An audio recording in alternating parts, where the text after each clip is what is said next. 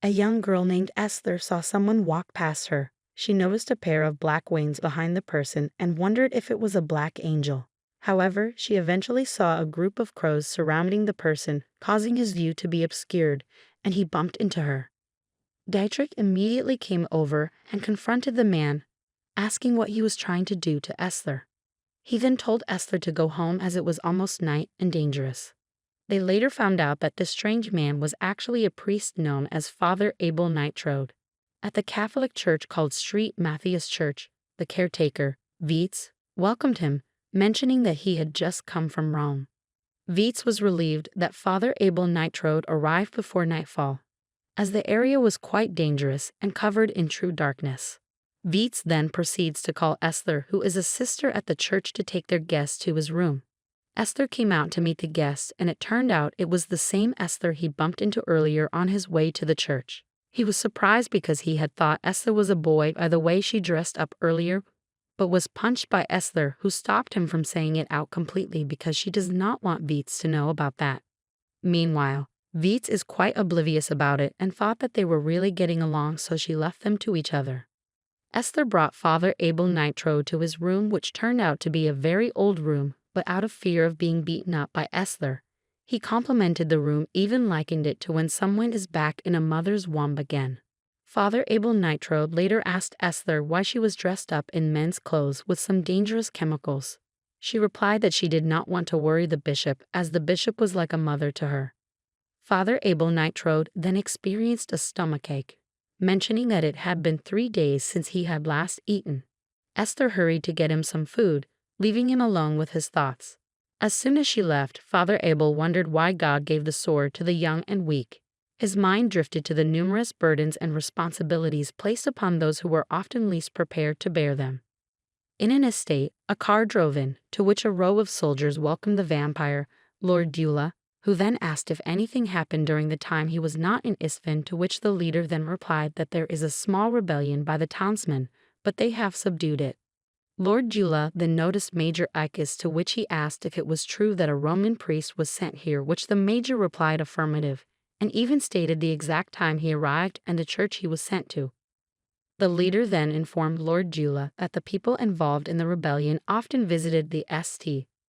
Matthias Church, to which he asked if they should strengthen their defense, as they are ready to mobilize by tonight should he give the command. However, Lord Dula told them not to do anything, as the church is sacred, and for that kind of places the human strength cannot take it down. He then instructed Major Ikis to form a continuous patrol around the city. Esther was seen in the kitchen trying to make some dinner for Father Abel, to which Dietrich came over to inform her that he got an information from their ally, that Lord Dula has returned and that everyone seems to want to make a move soon, to which he asked Esther about what she plans to do. They were startled when they heard a disturbance coming from the chapel, and they hurried over there to see a vampire that had already taken the lives of several of the clergymen by draining their blood. Dietrich instantly pulled out his weapon and commanded Esther to flee, telling her that she should not disturb anyone else but Lord Dula, to whom she was devoted. He then proceeded to shoot silver bullets at the vampire, who managed to avoid the gunshots, and then went on to steal the gun from him. After that, he punched him in an effort to keep him alive and bring him back to Lord Dula. After that, he inquired of Esther the extent to which she intended to cause harm to the citizens of the town in the name of the Lord. After that, Esther responded by saying that she and her allies will safeguard Istvan from creatures of this nature. This term enraged the vampire, who decided to kill her. However, as he gets closer to her and grabbed her throat, someone fell from the attic into the chapel, and it turned out to be Father Abel. Esther tried to call out to run away.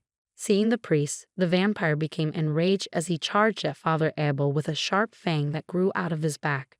But to everyone's surprise, Father Abel easily grabbed the fang and pulled it out, which led to a huge amount of blood gushing out of the wound. The vampire cried out in pain and realized that Father Abel was actually from the Vatican's Ministry of State. He was about to arrest the vampire, who then retaliated with the regenerative fangs, which stabbed into Father Abel, saying that his kind can regenerate, as they are known as Methuselahs. The vampire then added that if the humans can act humble, then they will tolerate their existence. At that moment, some kind of restrictions on Father Abel was released to about 40%, to which Father Abel then transformed into a being with a pair of black wings, and his eyes are red, a Crusnik. However, he really do not have any choice but to reveal this form, and his wound have been healed as well.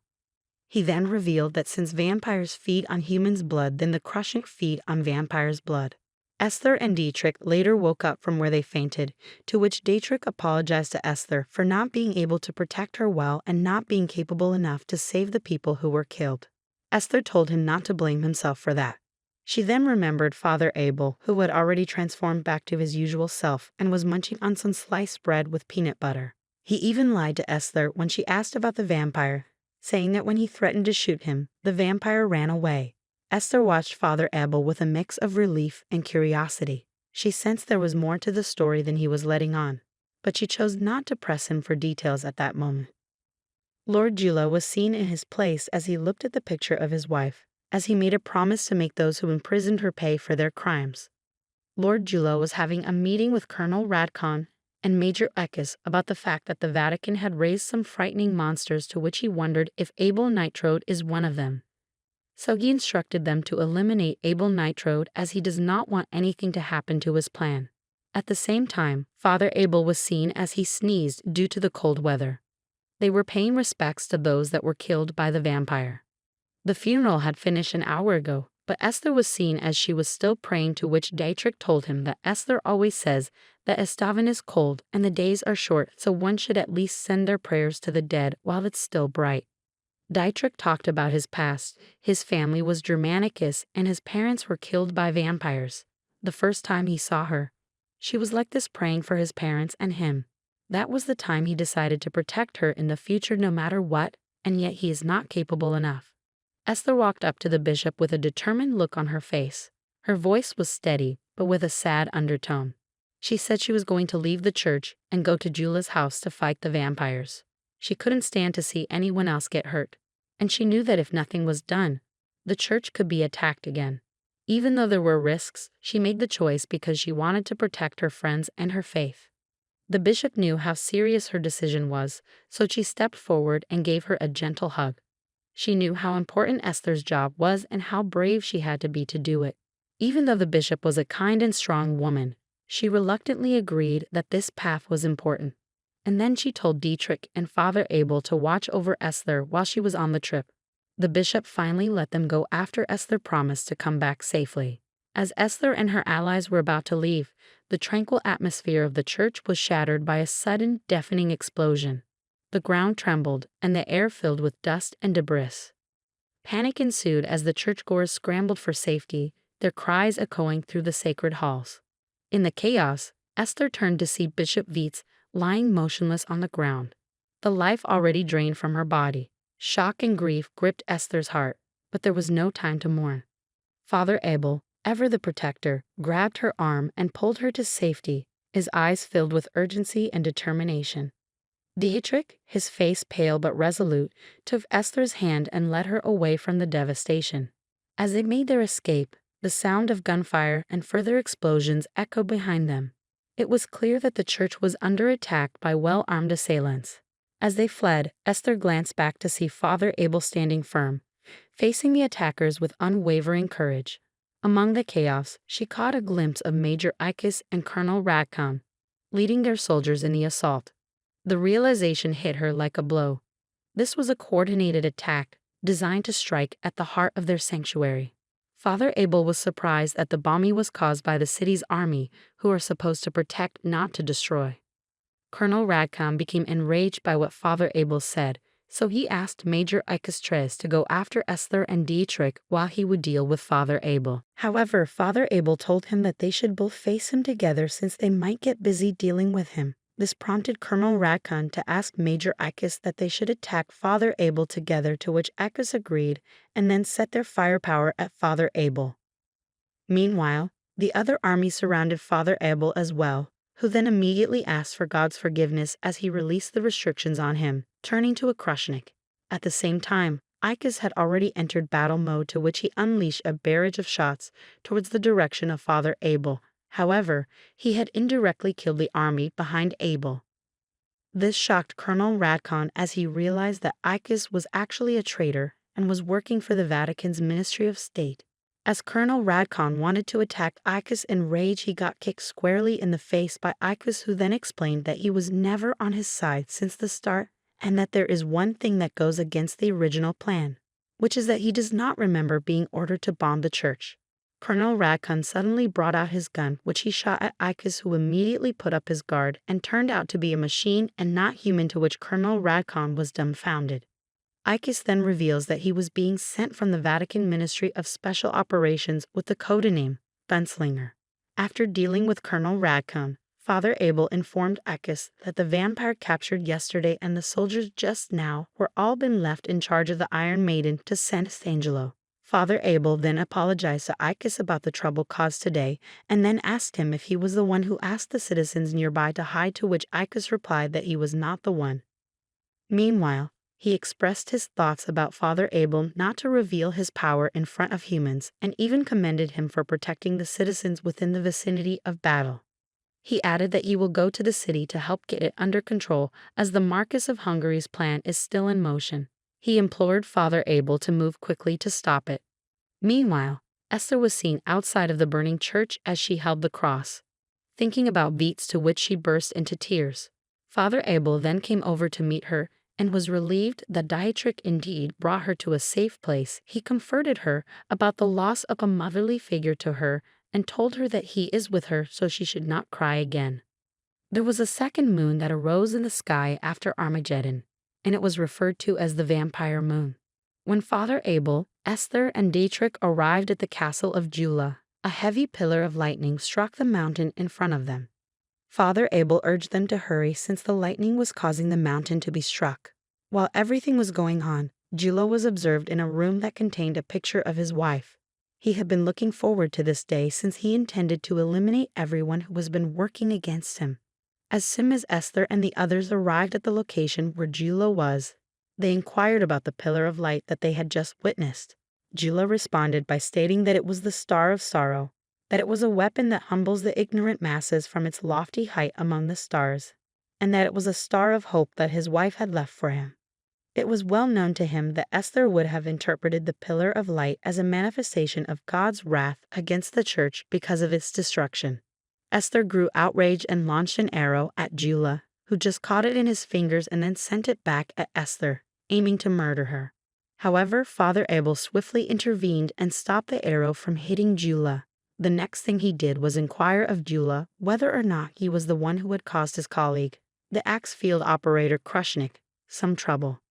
Following that, he inquired of Jula whether he would be willing to disable the Star of Sorrow, stating that it had never been intended to be utilized as a weapon, and that Jula's wife would never want the star to be utilized in such a manner. After that, Jula responded by saying that he did this because the Terrans of the Vatican have a horrible temperament because they hunt them down in a cold and determined manner as they chant phrases of love, and that the priests of the Vatican were the ones who were responsible for the death of his wife, Maria, by burning her. At that moment, Father Abel was taken aback by the news. Jula proceeded by saying that his wife had been murdered for no other reason than the fact that her husband is a vampire. In response, Father Abel proclaimed that this was the final night for the Vatican and then inquired of Dietrich whether the second shot had been positioned appropriately. It was revealed that Dietrich had deceived Esther on account of the fact that he was truly on Jula's side. He responded with the coordinates of the target, which was located in the middle of Rome. Because Esther was so taken aback by the revelation that Dietrich was, in fact, a traitor, she dropped her crossbow without even realizing it. Dietrich then handed her his gun and held it in her hands while accusing her of lying about everything, including the narrative of his parents being murdered by vampires. Dietrich said that everything had been a lie. Then Father Abel questioned Dietrich about the reason he had betrayed Esther, to which Dietrich responded that he had just done it because it was enjoyable. After that, Jula made fun of her for trusting a partner who turned out to be a vampire. Esther became upset and shot at Jula, but the bullet instead pierced Father Abel, which caused Dietrich to confess that she is being controlled like a puppet is being controlled by strings. After that, he exerted his hold over her to cause her to fire another shot at Father Abel in an attempt to murder him. After that, Dietrich parted ways to put the idea into action. However, Father Abel assaulted Jula and shot him, which prevented him from carrying out his plan to drink Esther's blood. Esther is overjoyed to discover that Father Abel is still alive. He then informed her that he cannot abandon her, and that he cannot leave her alone. He then assured Esther that he is well and can cope with his wounds while he dealt with Jula. He then told Esther that it is not over since she needs to go after Dietrich because only he can stop the Star of Sorrow. He also assured her that he would deal with both of them. Jula grew infuriated as he recovered from the wounds, and he then converted his hand into a long fang. He then used this fang to attack Father Abel, but Father Abel easily avoided it due to the activation of his powers as Crusnik, and he even severed the arm that had been transformed. In the process of observing Father Abel's transformed appearance, Jula was taken aback to discover that the Vatican had a unique creature that they held in their possession. Father Abel then requested that Jula hand over his firearm because he is now being held for questioning in connection with a possible murder and insurrection. On the other hand, Jula insisted on continuing to fight, and Father Abel responded by telling him that he would not be able to defeat him. He also threatened to cut off Jula's second arm if he did not listen to him. However, Jula launched another assault as he closed in on Father Abel, who was holding his one and only arm. He stabbed Father Abel in the chest with his severed arm, stating that he could not play fair because he wanted to survive, and he asked Father Abel to stay out of the way of the two of them. Jula asserted that he would bring the Star of Sadness to Rome, and that the very center of mankind would be reduced to ashes with his destruction. It was for his wife that he was carrying out all of these actions. After that, he pierced Father Abel with numerous long fangs, thereby assuring that he would die. On the other hand, Father Abel then asked Jula, as he was dying, what he would do after he had taken revenge on his wife, and he explained that vengeance is nothing more than being an empty self. Then Jula charged at him in order to deliver the strike that would kill him. During the time that Esther is searching for Dietrich and wondering where he is, she is seen. The fact that she came to inquire about the self-destruct code for the Star of Sadness was something that Dietrich was aware of. Esther begged him to tell her that she would do everything to have the information. After that, he made the request for her to remain with him, claiming that he exerts control over her emotionally by manipulating her neurological system. In one instance, it has the potential to drug her and give her the impression that 10 guys are sexually assaulting her at the same time. However, he assured her that he would not engage in any behavior that is as extreme as that. After offering his apologies for going too far, he proceeded to hand her the code for the self-destruct function of the Star of Sorrow. He then told her that he had actually liked her before leaving. Following that, Esther ran back to the location where Father Abel was, recalling what she had seen on the day that they had first met, which was a black angel. When Jula saw Father Abel turned into a man with black wings, she was taken aback and became curious about whether or not he was an angel or a demon. While he was surprised to realize that Father Abel was sucking his blood through the wings, he had the impression that he was a monster. He could see that Father Abel was doing this.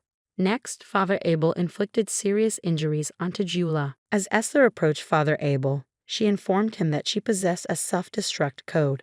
In response, he inquired as to whether or not she was capable of operating a computer. In response, she stated that she is proficient with keyboards, and that, with the assistance of the bishop, she had obtained the ability to use a typewriter. Esther immediately entered the code into the computer, where she saw a video of Dietrich. Dietrich told her that if she is watching the video, then it indicates that she has been tricked by him once more. The reason for this is that the code that she had just entered is a code that changes the target to Astavan. The countdown is currently at 30 seconds. Esther was so taken aback by this information that she felt as though there was no way out of the situation. However, Father Abel did not lose up and instead used his identity as the Aerospace Unit Commander of the United Nations to obtain the self-destruct code and command in order to self-destruct the program. Esther, who was taken aback by the recent events, inquired about the identity of Father Abel in order to obtain more information. Meanwhile, an injured Radcon was seen as he suddenly charged into the place trying to attack Esther and Father Abel, to which he shot at them. But he got killed by Trez, who was chasing him from behind. Trez explained that Radcon had actually escaped. Meanwhile, Jula actually blocked the shop for Esther, who was surprised by this since she thought that they were enemies. After then, Jula explained that he had only intended to test Esther's capabilities, but that he had gone ahead and exceeded his expectations. He was able to recognize a great deal of comparable characteristics in both Esther and his deceased wife, Maria, to whom he had given his last breath. Trez notified Father Abel that the train will leave in 820 seconds after he was seen the following day admiring the sunny weather, and said that it is a beautiful day to set out. Father Abel mentioned that it is a great day to set off. On the other hand, he was taken aback when he saw that Esther had brought luggage with her. She then stated that there are some things that she wants to learn, as there are a lot of mysteries that she is perplexed about, including the true identity of Father Abel. For this reason, she is going to Rome, and she inquired as to whether or not it is okay for her to do so. She asked him what exactly he was. Trez then confirmed that it is acceptable for her to accompany them, and he reminded them that the train is scheduled to depart in 485 seconds. Immediately after hearing this, they sprinted in the direction of the train station. As two individuals in a multi-story building look down on the routine activities that take place on a daily basis, one of them begins a conversation by stating that the Marquis of Hungary, also known as Jula Kdr, has tragically passed away, and that he believes the person responsible for his death was a priest from the Vatican Catholic Church. The second guy responded by saying that there is a reason why the priests of the Vatican are referred to as the god of carnage. This was in response to the fact that he abhorred the Vatican, which was obvious to him. Father Nightroad, his junior, a male, and his sister Esther Blanchette were among the passengers on a moving train. Father Nightroad was becoming increasingly bored as they all sat down individually. During the train ride, he made the decision to open the window of the train. However, his junior and sister Esther were opposed to the idea, stating that there is a high probability of adversaries in the vicinity or attempting to take a shot at them, and therefore he had to return to his seat. A few minutes later, he proposed that they should all have a drink together, and that all they need to do is sit until the train reaches its destination. He was still looking to them for their support, as he did not want to drink by himself due to the fact that a young girl ran into their cabinet when they were on the train. When Father Trez got closer to her, he asked her why she had come to their cabinet and what would have prompted her to do so. All of them were surprised by his actions. She yelled at them, asking them if they were bounty hunters, and she pointed to her sister Esther, asking if she was the princess that they were attempting to protect. The little girls were still fascinated by their attire, which included a gun and a knife around their waists. She responded that it was her way to escape her mother, who was presumably in the near cabinet of the same train. Father Nightroad was amazed by the sharp organization of such a young child. When he inquired why she was there again, she said that it was her way to get away from her mother. According to what she admitted herself, her name is Itoil, which literally translates to stars. Temporarily, Tara became aware of movement when, despite the fact that Trez was still occupied with the girls, they were taken aback when, before they realized it, a vampire had entered the moving train and entered their cabinet section, demonstrating that he had come to them for a specific occasion. In addition, before they could take any action to protect themselves from the vampire, he held the girl while covering her face with one hand and threatened that if they did not comply with what he wanted to say, then they would feel the consequences of their actions. Itoil, being a young girl, was unaware of the vicious nature of the vampire. While she was being held by the vampire, she continued to speak to him, assuring him that she would never beg him for anything. All of the talking was a distraction that was created to divert the attention of the vampire as Sister Esther rescued Itoil from his grasp. Before anyone knew it, the two Vatican priests had taken advantage of the situation and moved closer to him at a point-range distance, pointing guns to his head. As a result, they began the interrogation by asking him what he was doing here, on board their train. However, he was able to defend himself by moving further away from them while remaining inside the same train cabinet. He explained to them that he had come specifically for them because he believes that they were the ones who were responsible for the death of the Marquis Jula Kadar. When still talking with the Vatican priest, a vampire came in through the window making two Vatican priests. He told the vampire that he was the one that killed Marquis Jula Kadar, as all of them was surprised to hear that, Eve let him know that he came to meet him because he has been making too much information about the person that killed him, and somehow he is getting closer to him. According to what he stated, he killed for a cause that he didn't like, such as sharing with any of them now or never, despite the fact that he was a nice vampire to him and had been helping him when he wasn't sucking blood. Therefore, he, Crusnik, needs to show up in order to make things simpler for him. Despite the fact that this led to an increase in tension, the vampire tried to combat him before they knew anything about it after having a talk with them. However, he was successful in a way that was both good and faster. In order to ensure everyone's safety, the passengers in one cabinet are required to relocate to the front of the train. After everything that has occurred, he flew away as a vampire via the same window that he came in by. He informed the Vatican priest that they will see him again at a later time because he has not come for them this time around. Upon examining the surroundings, Father Nightroad and Father Tres, together with their sister Esther, discover that their luggage, which included the train receipt, has been misplaced. They then board the train to leave them off. Because of this, individuals are responsible for their own transportation to wherever they are going. In a very dark room, there is a man standing up and looking at himself in the mirror. There is also a woman lying down on a sofa chair. Both of them are wearing black jackets. The conversation was started by her asking the guy a question. Despite the fact that he did not respond to her, she started the conversation by stating that there was a story about a sleeping beauty. If he has ever heard about it, he has not answered her. She was once a princess who, by accident, got herself pricked by a needle from a sewing machine, which led to her spending 100 years sleeping in a castle of thorns. She has stated that every time she thinks about that story, she always wonders what happened to her and what caused her to sleep in such a manner. Once again, we are back with the traveling priest from the Vatican, Sister Esther Blanchett, and the machine, Father Tre, who has just missed out on the opportunity to travel to Rome by train. The three of them are now confronted with a bush that is located close to them. They had inquired about the possibility that traveling through it would make their journey more expedient than traveling along the highway. However, they were surprised to discover that traveling via the forest would save them approximately 45 hours compared to traveling along the highway. As they all face the forest, a variety of thoughts go through their heads. For example, the only thing that the father could think about was the bears and boar that must have been inside the forest and could have eaten them. On the other hand, Esther, the sister, was very clear that they could get lost inside the forest, which would result in them being trapped there for an eternity.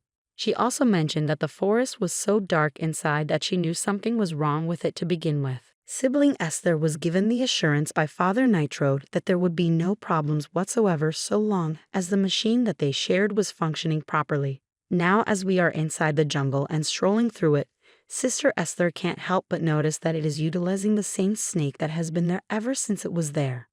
This is because she has been passing the same location for some time. When Father Nightroad became aware of this, he suggested that they all should sit down and spend the night where they are.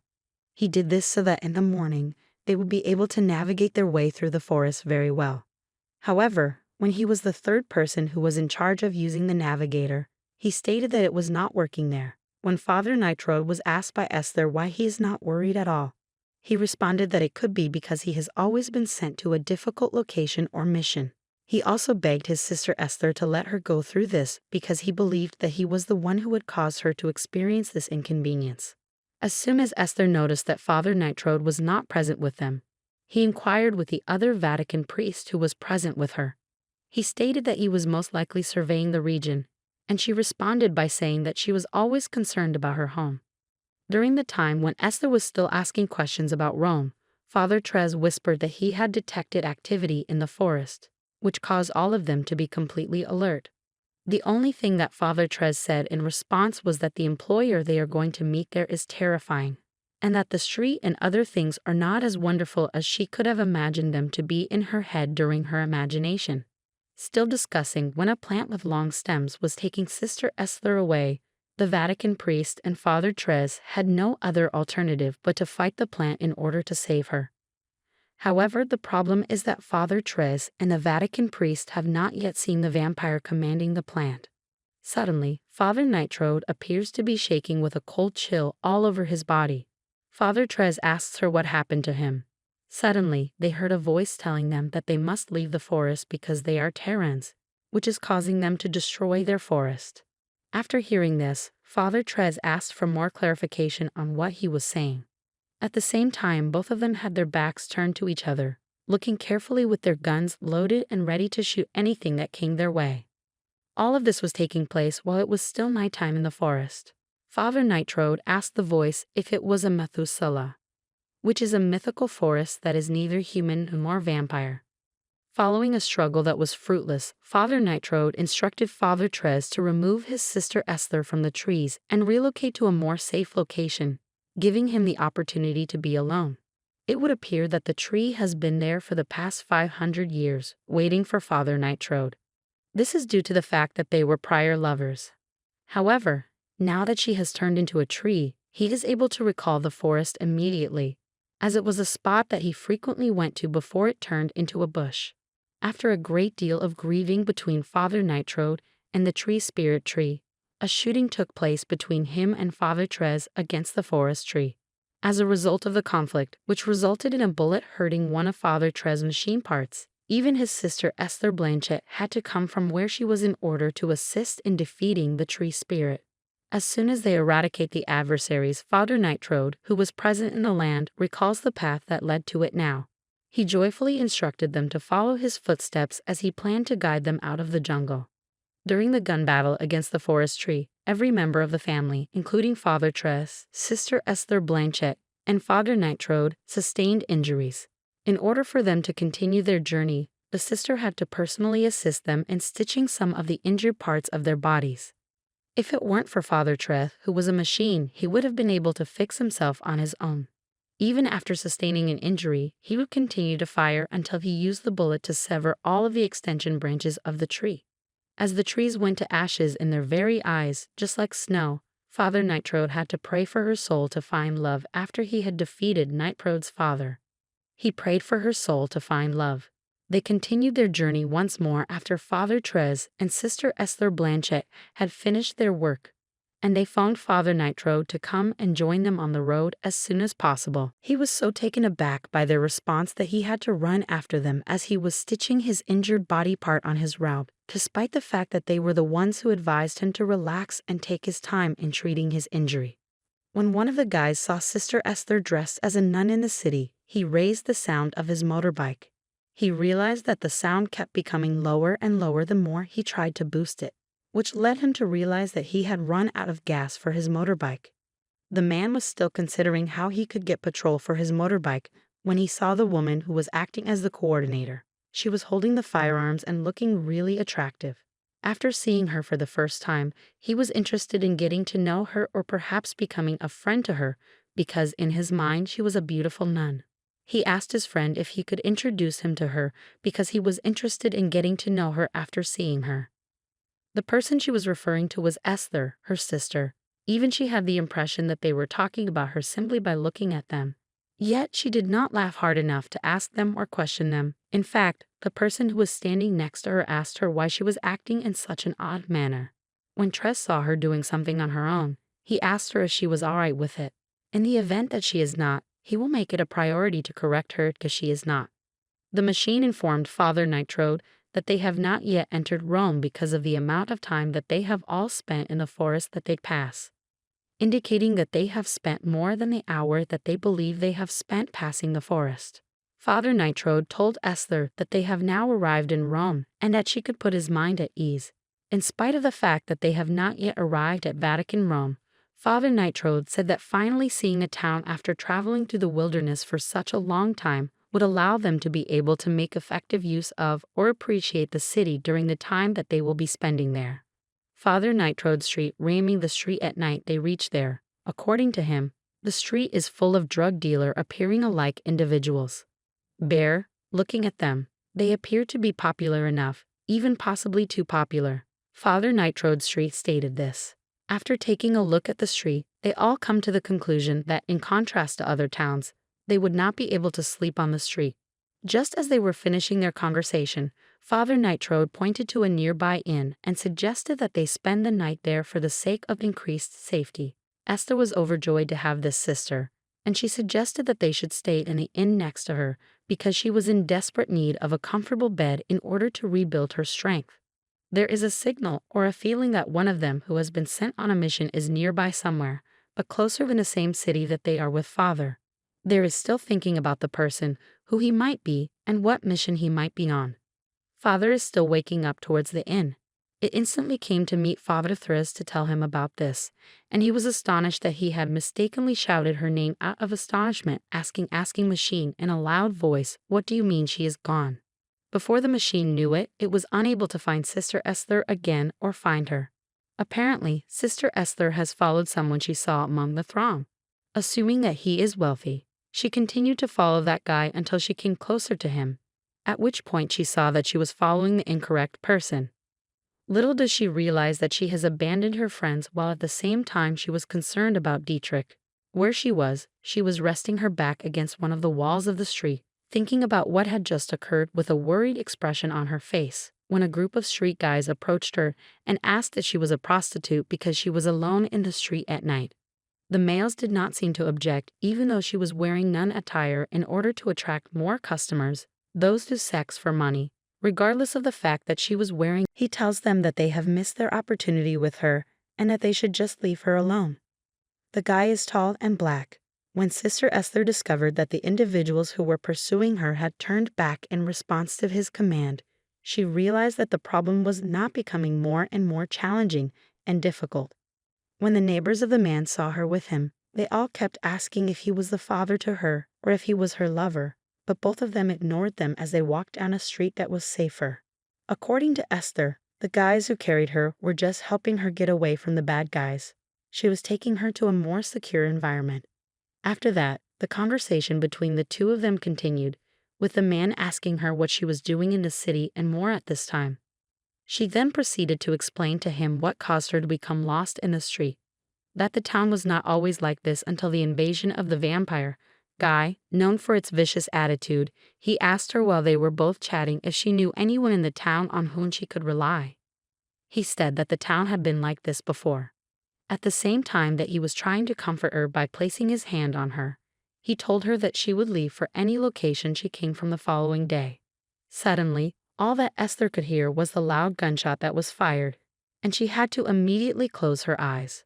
She was trying to slow down in order to turn her head, and as she did so, she began by hearing and then seeing the vampire that she had been told about. Looking up, there was a shot to the head of the Terrans, which were the males she was talking to. As the vampire approached with the guys following after him, he intended to kill her. However, she was taken aback when Crusnik, the machine robot that had traveled to their village with them, appeared to defend her. Crusnik had come to protect her. Father Thriz also showed up as they both shot the vampire guard until it was only him left. Upon realizing that he had quickly seized his sister Esther, he wanted to use it to defend her. But the gunslayers came to his aid and shot the vampire, who eventually managed to escape for his life. At the same time that Leon, who was also an ex-field operator, came to her rescue, she promised him that they would meet again in the future to assist them. In the moment that he was finished with that, he climbed on his bike, and after a length of time, he attempted to persuade his sister Esther to ride with him rather than with Father Nightroad and the machine.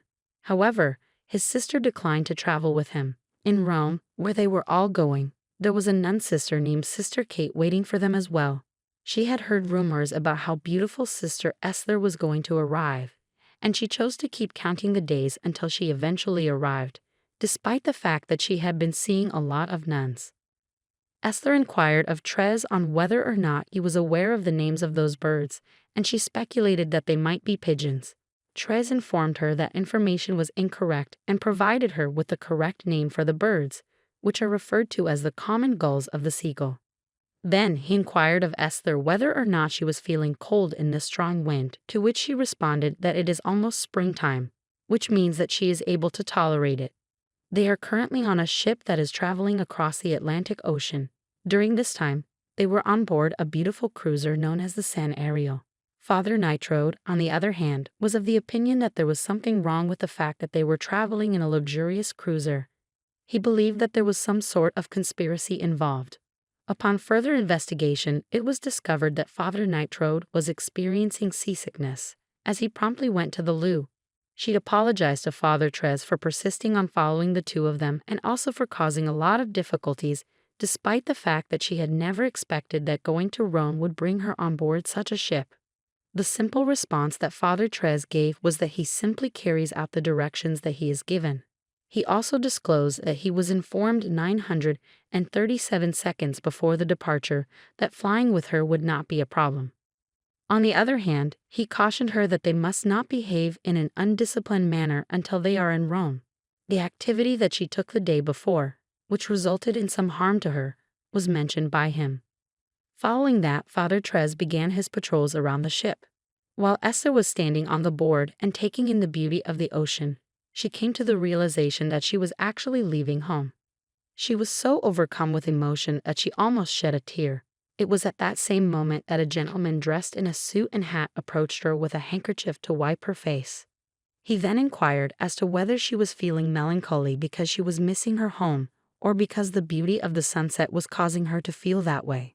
After that, he responded by saying that if that is the case, then it is a coincidence because he was thinking about the same thing at the time. During the course of his conversation with her, the man used the far distance controller that he was testing to smack Esther on the back of her head. In response, he inquired as to whether or not she was okay and advised her to seek medical attention if she had sustained any injuries. In response to Esther's expression of gratitude for his concern and her admission that she had been somewhat dissatisfied, the man proceeded to discuss the handkerchief, which is something that is very personal to him. It belonged to her daughter, who is somewhat similar to Esther. However, she is currently sleeping. Despite the fact that the girl is unable to move, he added that she is extremely attractive. When Father Nightroad arrived, he spotted Esther with the man, and he cried out to Esther while maintaining a serious expression on his face as he stared at the man. Esther was under the impression that the man was a vampire. However, it was revealed that he is actually a professor. The professor met Father Nightroad when he was invited into the cabin room. He then briefed Father Nightroad about a couple of weird episodes that have been occurring in the area, and it is thought that these happenings are caused by a ghost ship such as the Mary Celeste or the Flying Dutchman, as well as the fact that it brought misfortune to anyone who witnessed them. And once they are ensnared by the mermaids singing from the quiet of the sun, there is no way for anyone to escape the shipwreck. Due to the absence of meaningful evidence concerning the occurrence, Trez does not believe the information that has been provided.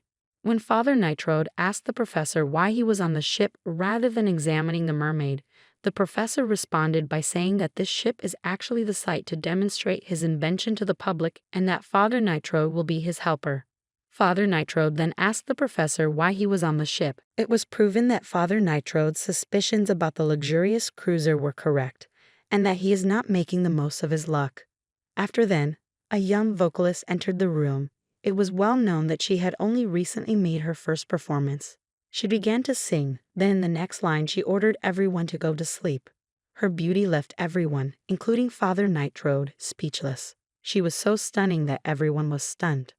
Prior to Esther falling asleep, she observed fangs emerging from the singer's mouth. Meanwhile, Father Nightroad made a concerted effort to remain awake, as he had come to the realization that it is extremely peculiar for everyone to fall asleep. However, he too succumbed to the temptation and fell asleep. Trez was the only one who did not sleep because he is not a human. He pointed his gun at her, and she responded by saying that she has no interest in a machine that does not have blood. He explained that his fluids cannot be used to produce hemoglobin capsules, and that the whole thing is a business. He stated that it is despicable and unacceptable for Methuselah to drink the blood of Terrans. Therefore, Methuselah requires their hemoglobin capsules in order to quench their thirst. This is the only way that she is able to survive. Trez was able to avoid the attack launched by her as she charged at him. He then proceeded to fire rounds at the singer, who had seemingly vanished. He then activated the search mode in order to look for her, but he ended up getting injured in the left elbow joint, which rendered it incapable of functioning any further. He exited the cabin and walked around the ship, searching for the singer but unable to find her. This indicates that she could only be in the ocean, as he was unable to locate her anywhere else. At that very instant, he was abruptly grabbed from behind and thrown into the water that was around him.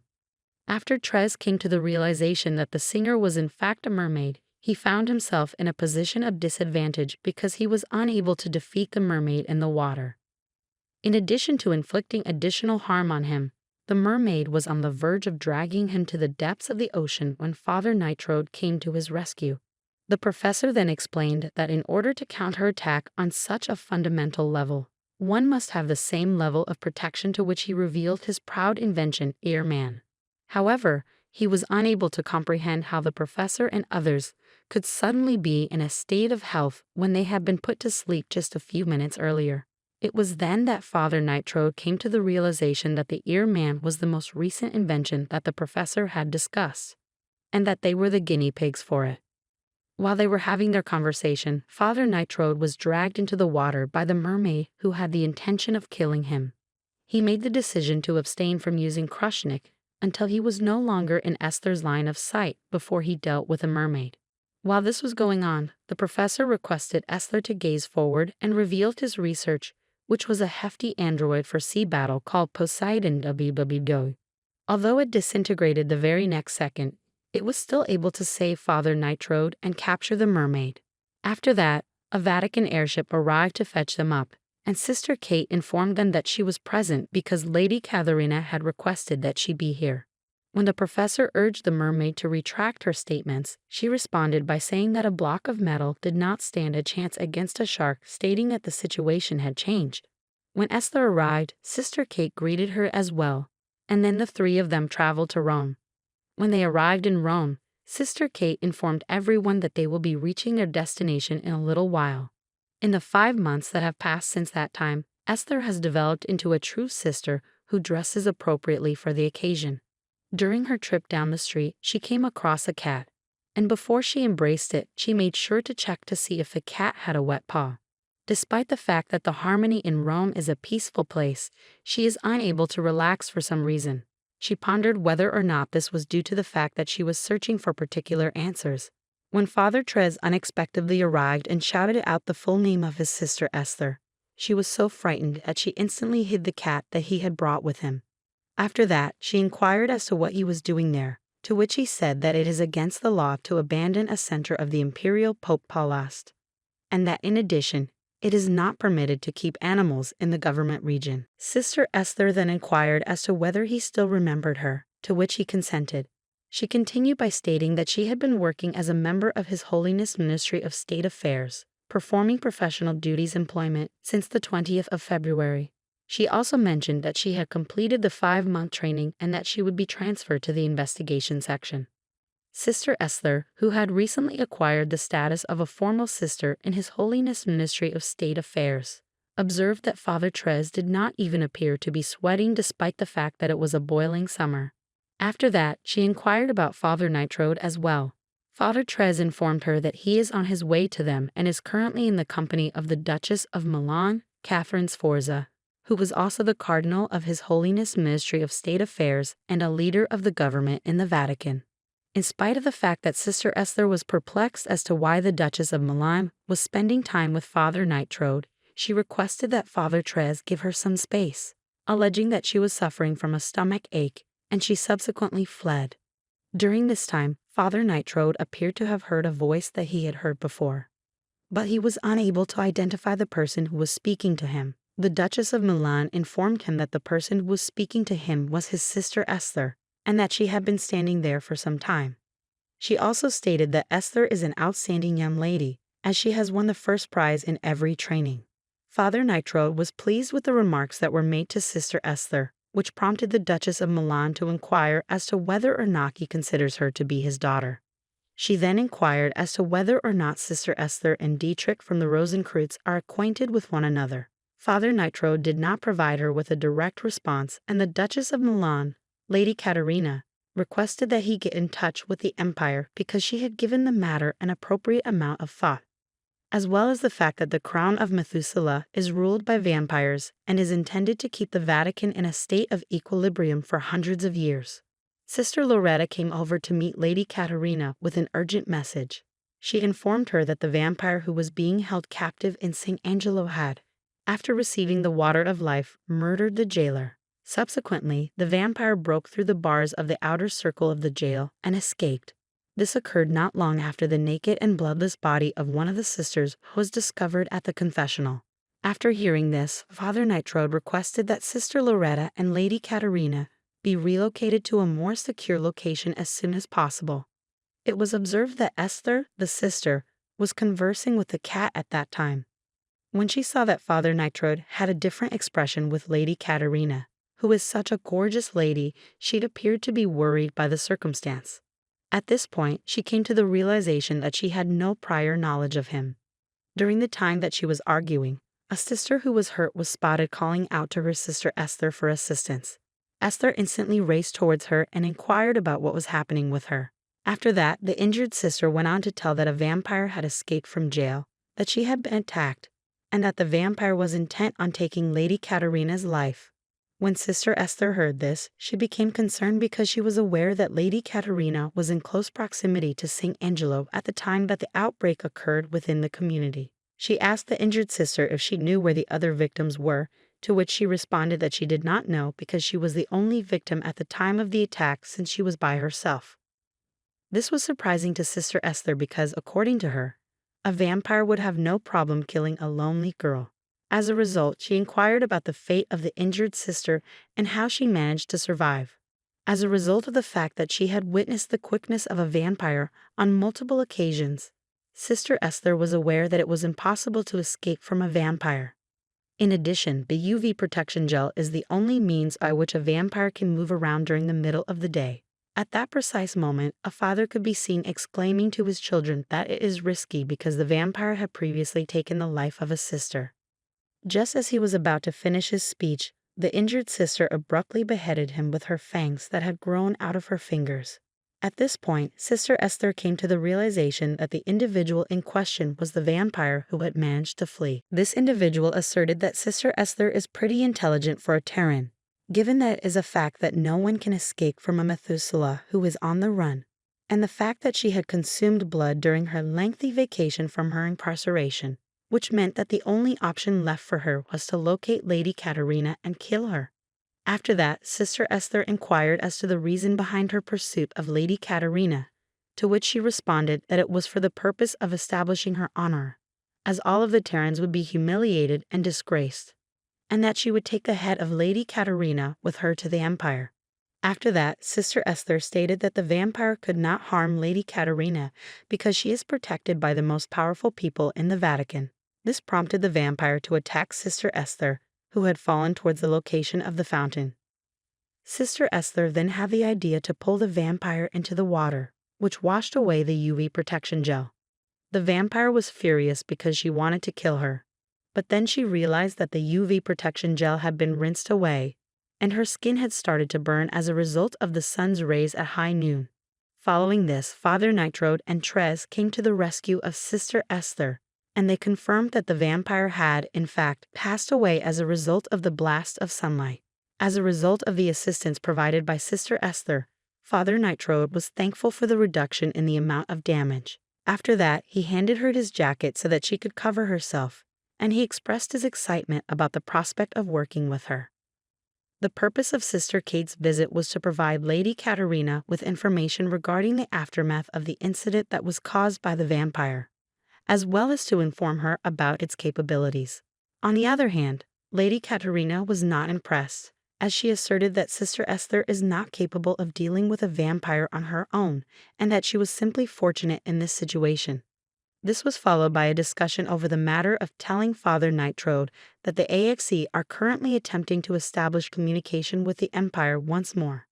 When Lady Katerina realized that they were standing on a precarious bridge, she realized that if the information were to be shared with their supporters, it would result in the complete and utter destruction of the nation of the Vatican. This is because the Empire is a fierce adversary of the Vatican. During this time, a courier from the Empire is dispatched to meet them at the city of Carthago, which is one of the free cities. During the course of her covert operation, Sister Esther was able to apprehend Professor Pietro, who, following his removal from his position at the Vatican, had unlawfully duplicated the software that he was responsible for and claimed it as his own. She proceeded to ask Father Nightroad, who was wasting time looking for the handcuffs, to bring them over to her. Father Nightroad congratulated her on successfully completing her first mission in Carthago.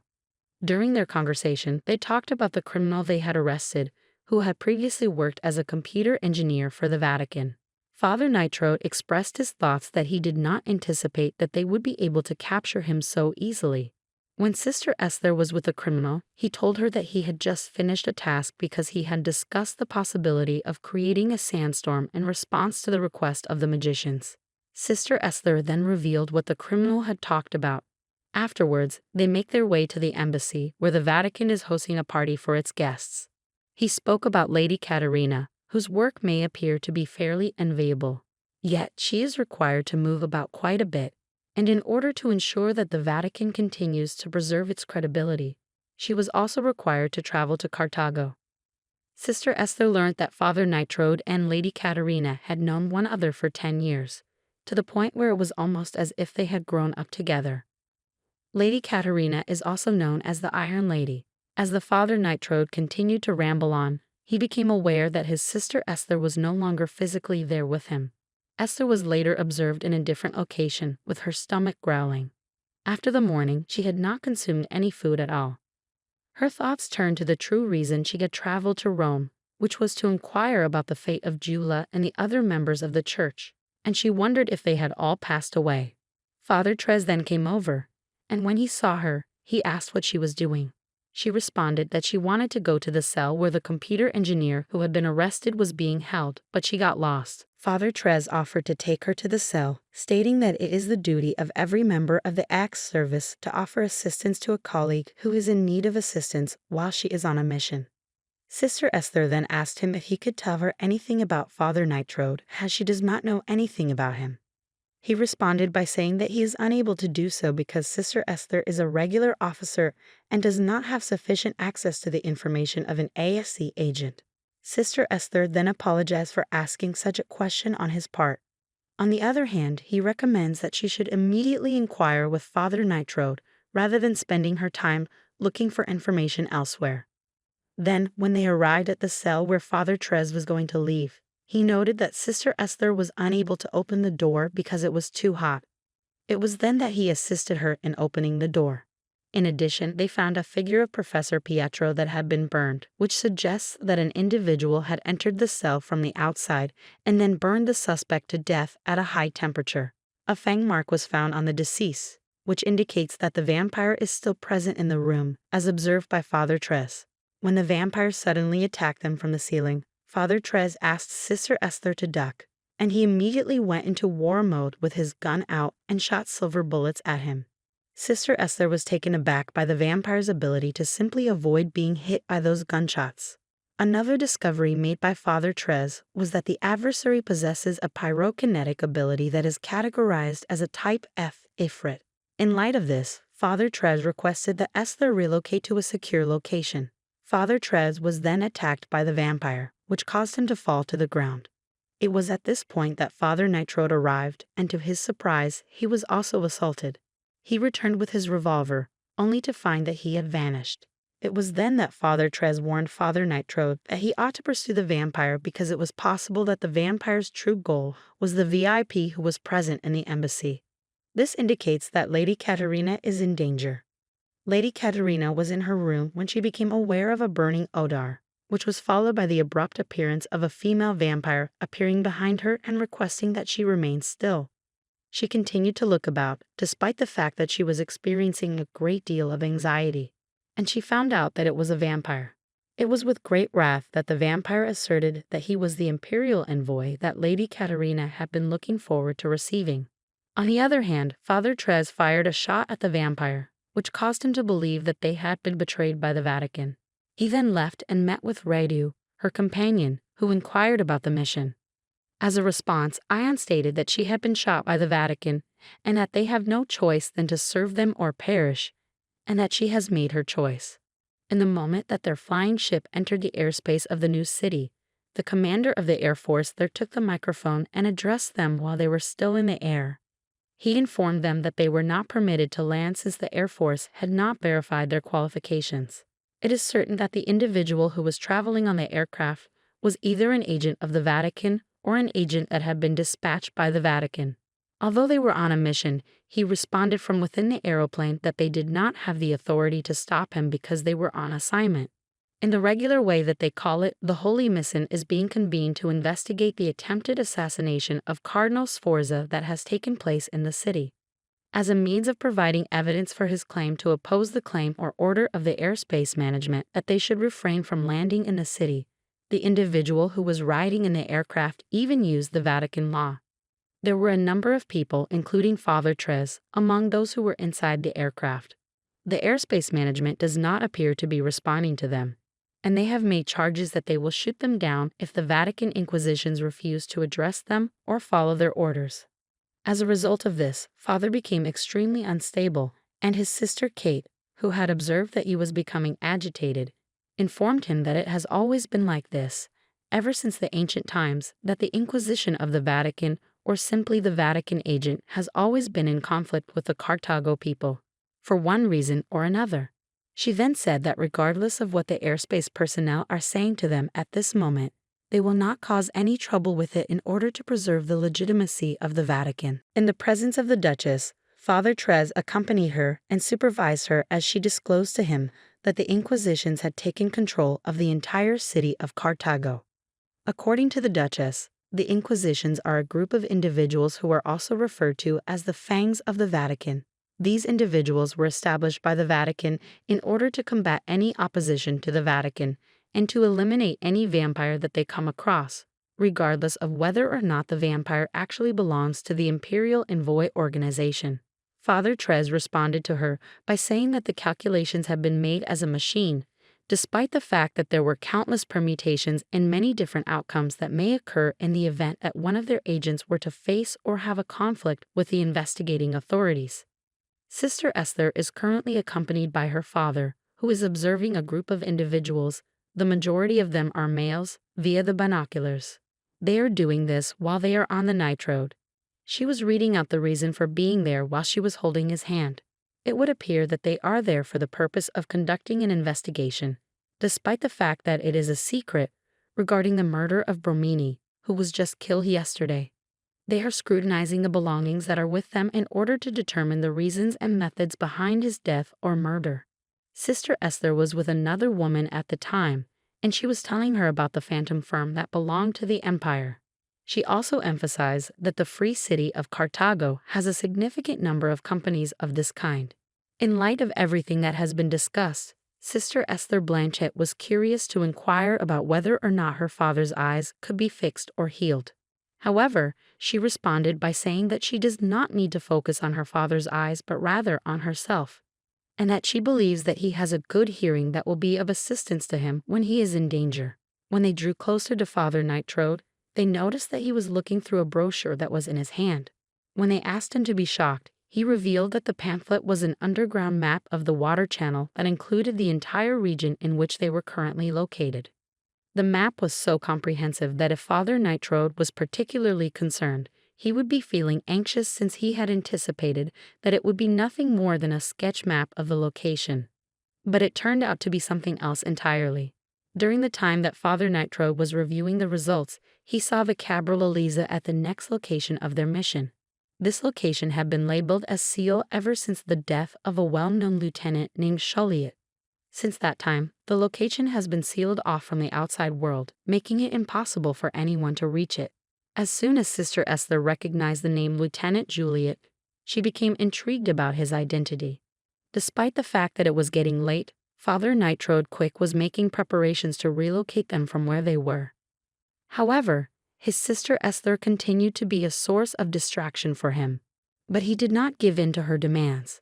Because of the amount of heat that it caused, particularly during the name, he was even making fun of the garments that the Vatican had given them.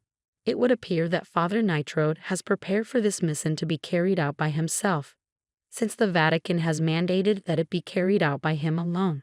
As a result, he went into the shadows. His sister made an increasing number of attempts to follow him, but he discouraged her from doing so and did not engage in any conversation with her about the mission on any occasion. After hearing this, she experienced a state of instability. Yet, she managed to keep her fury to herself and managed to convince herself that she should not be furious. While Radu was standing by her side, the woman who had been shot with a silver bullet, whose name is Ion, has finally come to consciousness. She yelled out her frustration at the fact that the silver bullet has prevented her from achieving her objective. She expresses her irritation by stating that the silver bullet, which was caused by Terran, is even more harmful to their bodies than ultraviolet radiation. She also implies that Venus is the source of the silver bullet, which she denies. In spite of the fact that Radu suggested that since the meeting was unsuccessful, it would be best for them to head home, she insisted that she would follow the order of Augusta to try the same meeting again. She did this by placing her right hand on her chest with full confidence. It appears that they have come to the area in order to have a meeting with the Terran. However, they ambushed them as they would have always done. After that, she requested that Radu provide her with some water and opium because she had been lying down for the entirety of the day and had not consumed anything throughout that time. During the time that he was going to get what he had sent him, he complained that he had been adding an excessive amount of sugar recently. During the time that she was lying down to sleep once more, she was pondering the possibility that the vampires would be unable to walk in the light. However, before she could find an answer to that thought, she heard a footstep going closer to her. She thought it was Radu, and she said before looking up that the guy was very fast. As soon as Esther realized that Ion, who was still laying on the bed, was a vampire, she aimed her gun at him and threatened to shoot him if she moved. However, in the meanwhile, Radu appeared from the kitchen with a knife in his hand and said that he would throw the knife at her if she did not leave him by his side. On the other hand, Radu's father Nightroad was holding a gun to his head, and he threatened that if he shot the knife, he would discharge the gun. Following the surrender of the vampires, he accused Esther for disobeying him. He then confronted the vampires, who complained that they were from the aristocrats of the empire. After that, he gave Sister Esther a very hard smack. He then knelt down to the green, both Ion and Radu, claiming that he was sent here to defend them since they were both nobility. This occurred after he had spent some time attempting to verify the legitimacy of both parties. As they continued to converse, an armor tank begins to fire on the building, claiming that it was the order of Brother Petros, who stated that all of the vampires in the building had been brought under the authority of the Inquisitions. Father Petros then let Ion, Radu, and Esther to flee, leaving him behind. A man named Petros, wearing a helmet, was observed introducing himself to Abel Nightroad as the chief of the Inquisition Department, while Abel Nightroad introduced himself as someone from Foreign Affairs, also known as the Knight of Destruction. Actually, Abel Nightroad was known as the Vatican's strongest and fiercest knight. During the Battle of Bosnia roughly 4 years ago, Abel was able to destroy one of the heretics' armies as well as another individual. As a result, he thought himself a powerful infantry soldier who would slaughter his own people. Petros stated that he was now looking for the perpetrators of the assassination attempt from a few days ago, and that he expected Abel to assist him as well, because he is also a member of the Vatican and so expected Abel to assist him in carrying out his holy duty. However, Abel declined, stating that he would not do it. Rather, he claimed that he is seeking the same person as Petros is. He informed Petros that his employer is horrific, and that if he disobeyed her orders, she would punish him so horribly that he would never be able to face the world as a human being again. Nonetheless, Abel continued to attack Petros' men, but this time he decided to start shooting Petros. But to his great surprise, Petros could not feel a single bullet in his body and was simply laughing, which amazed Abel because he wondered why he could be smiling when he should be scared. Abel Nightroad continued to shoot at Petros, but nothing happened to him. Petros observes that he has tried for a long time and informs him that bullets have no impact on him because of his Crusader's shield, which absorbs all strikes. When Abel realized he was already dissatisfied, he considered what he could do next. During that time, Petros told him to accept his divine punishment from him. Furthermore, Petros had previously requested God's assistance in destroying Abel with his wrath. But Abel replied Petros that he couldn't just call on God because God only helps those who help themselves.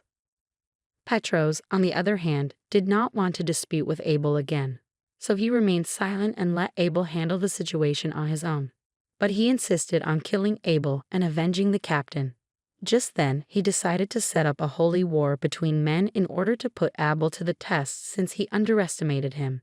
And when Abel heard him, he was overjoyed because he believed so highly of him to that point. Meanwhile, Petros did not want Bel to interrupt what he was doing, but Abel informed Petros that the humiliation he was causing him was the penance for his arrogance. However, Abel consented to battle Petros, who told him to submit in the fight and mockingly stated that he should not lose another limb as a result of the fight. Abel was not particularly tense this time because he knew Petros was underestimating him.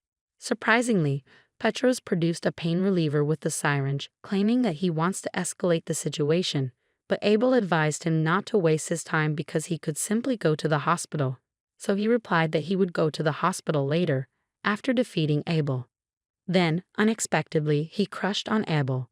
Abek was already relaxed because they were talking at the time.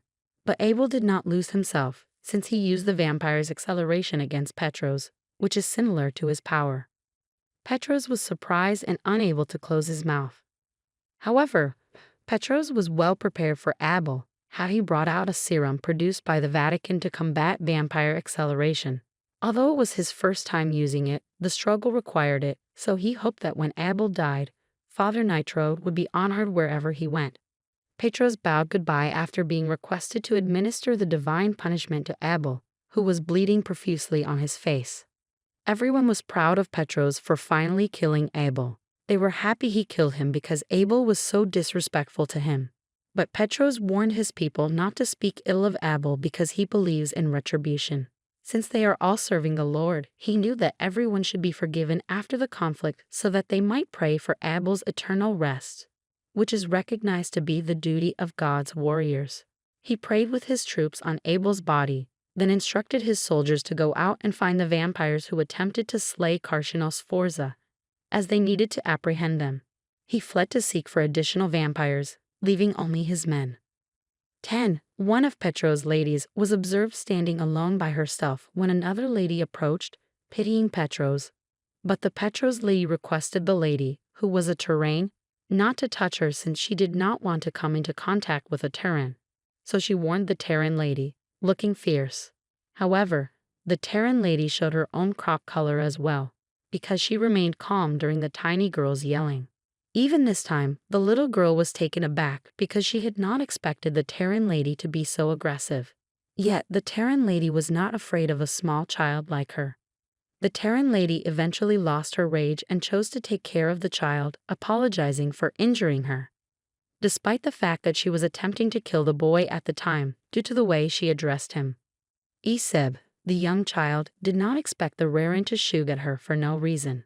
However, Esther came around and told a story about a vampire named Methuselah, who had slain someone in the embassy.